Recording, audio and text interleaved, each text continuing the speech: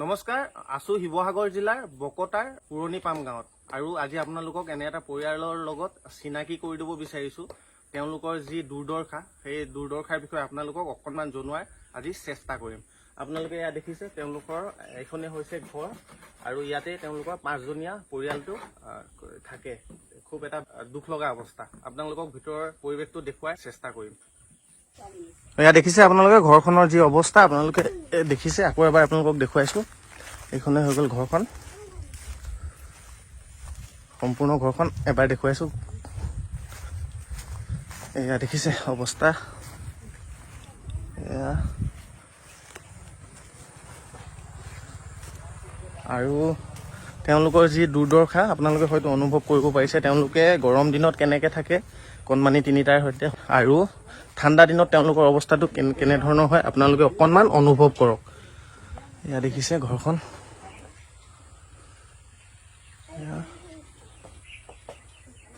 ঘৰখন ইয়াতে ৰান্ধে, ইয়াতে খায়, ইয়াতে শুৱে আৰু কণমানি কেইটা ইয়াতে পঢ়ে। ইয়াত তেওঁলোকৰ বেগ ইয়াত তেওঁলোকে ৰাখিছে।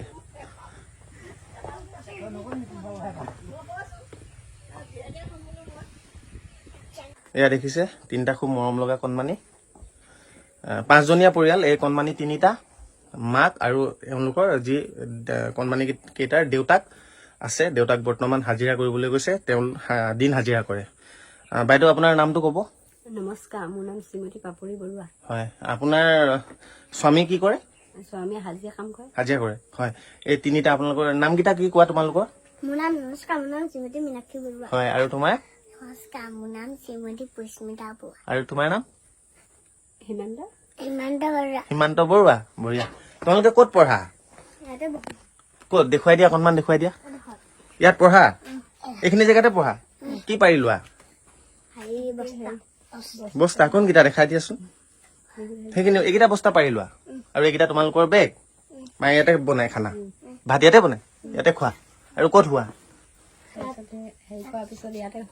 কোন কোন জেগাত শুৱে? এইখিনি ঠাইতে শুৱে? এইখিনি ঠাইতে শুৱে। আপোনালোকে দেখিলে ইয়াতে তেওঁলোকে খোৱা ৰান্ধে, ইয়াতে সন্ধিয়া তেওঁলোকে পঢ়ে বা ৰাতিপুৱা পঢ়ে, আৰু এইখিনি ঠাইতে তেওঁলোকে বস্তা পাৰি এইদৰে শুৱে। আৰু মাত্ৰ এটা কোঠালি, বেৰৰ অৱস্থা দেখিছে এইদৰে। টিনপাত, কাপোৰ। অকণমান আপোনালোকক আৰু দেখুৱাম। এইসমূহ অংশ দেখিছে, টিংসমূহো বেয়া হৈ যাবলৈ আৰম্ভ কৰিছে। বাইদেউ, আপোনালোকে চৰকাৰী ঘৰ এপ্লাই কৰিছিলে? এতিয়ালৈকে পোৱা নাই। হয়, আৰু ইহঁতৰ পঢ়া শুনাৰ ক্ষেত্ৰত সমস্যাৰ সন্মুখীন হয়, যথেষ্ট হয়। টকা পইচাৰ হওক, কিতাপে হয়। হয়, আৰু কোনোবাই সহায় কৰিছে নাই আপোনালোকক? সহায় এতিয়ালৈকে দেখোন কোনো কৰাই নাই। সহায় কৰা নাই। আৰু তেওঁ যিখিনি দিন হাজিৰা কৰে, হাজিৰাৰ টকাকেইটা চাউল কিনোতে হেৰি কিনোতে হয়গেহে। হয়, দোকানে বজাই চজাই। হয়। তোমালোকে ভালকে পঢ়িছা নাই? পঢ়িছা? কিতাপ পত্ৰ সকলোখিনি আছে? আছে। ভালকে পঢ়িবা দেই। আপোনালোকে ইয়াত দেখিছে ওপৰত ইয়াত যি টিনপাতৰ অৱস্থা চাওক।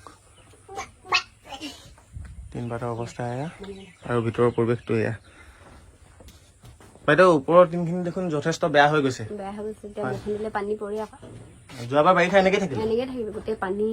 ঠাণ্ডা দিনত কুঁৱলী পৰে এনেকে থাকে। দেখিছে?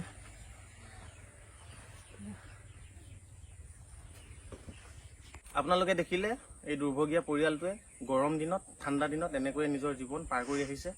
তিনিটা কণমানি আৰু মাক আৰু দেউতাক। এয়া দেখিছে বেৰসমূহ কেনেকৈ তেওঁলোকে দিছে, কাপোৰেৰে বেৰ দিছে, বাঁহ টিং সকলো ব্যৱহাৰ কৰি তেওঁলোক আছে।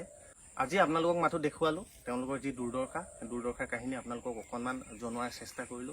আকৌ এদিন আহিম, তেওঁলোকক ব্যক্তিগতভাৱে যি পাৰো সহায় কৰিম। আৰু আপোনালোকেও যদি এই দুৰ্ভগীয়া পৰিয়ালটোক কিবা সহায় কৰিব বিচাৰে, তেন্তে আমাৰ যি ফোন নম্বৰ তাত যোগাযোগ কৰিব, কথা পাতি ল'ব পাৰে আমাৰ লগত। 8011160255 এয়া আমাৰ নাম্বাৰ। আপোনালোকেও যোগাযোগ কৰিব পাৰে তেওঁলোকলৈ যদি আপোনালোকে কিবা সহায় সহযোগিতা আগবঢ়াব বিচাৰে।